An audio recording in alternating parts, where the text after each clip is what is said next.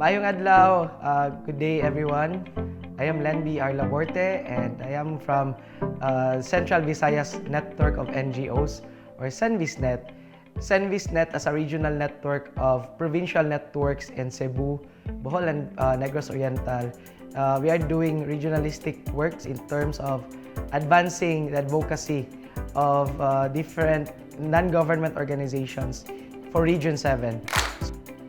Last 2021, I think Code NGO met with the member networks of different networks of NGOs in the country. And as part or as a member of Code NGO, we were informed that we are a potential co-implementer for participate for Region 7. So we grabbed the opportunity since one of our programs, constructive engagement, making sure that we are participating in all forms of governance here in the region. We grabbed the opportunity to be supported by our national network of NGOs in mainstreaming the agenda and the policy that we want to lobby the government.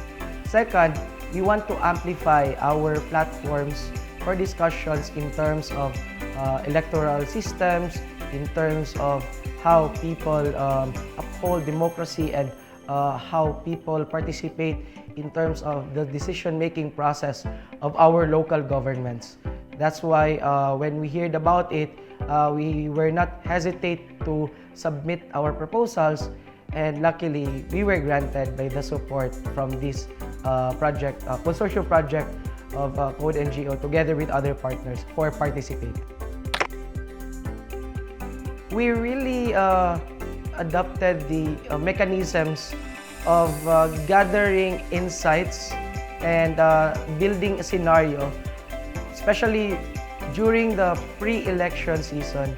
So it was a pivotal season for us because we are preparing for not just the election alone, but the result and the consequences of the election. So either negative or positive consequences. We participated in the agenda building and the scenario building of what's going to happen from the result of the election before on May 2022. Second is that we also gained insights from that election last year because of the activities we did with our NGO networks in the provincial level and with the member-based organizations or the NGOs themselves. So we did a post-election reflection session in Cebu, Bohol, and Negros Oriental. And we found out that there's a lot of challenges that needs to be addressed, and there should be an enhancement of our electoral system for our country so that we can still have a reliable and credible elections. We have shared the consolidated insights from the NGOs here in Central Visayas after the election on May 2022. So we did this post-election reflection session. It's called Pagmuni-Muni. And we gathered important details in terms of how to improve the election system in the Philippines. And one of those recommendations was to promote the hybrid election system, wherein during the General Assembly of Code NGO, CENVISNET have lobbied and the resolution was passed for the national network to promote and include hybrid electoral system in the advocacies of Code NGO. Second is that through Participate, we have given the opportunity to develop the multi-stakeholder network development agenda. And that's for Cebu and for Bohol.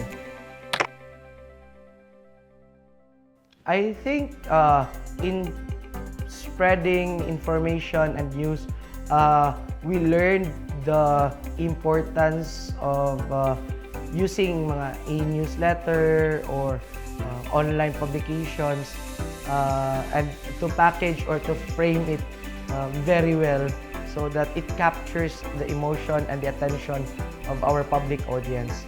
So yun po yung isa sa mga pinaka-importanteng nakuha natin. Second is the improvement of how we facilitate discussions that can extract genuine data from the constituents and from the NGOs. So I think yun. And third is the use of technology. So it's just related to the first one, but technology doesn't limit to the digital technology. So the technology of using existing and enhanced mechanisms or systems or this online technology or even the offline platforms that can be used to advance the cause of these participants. Makiisa, makialam, makilahok, participate.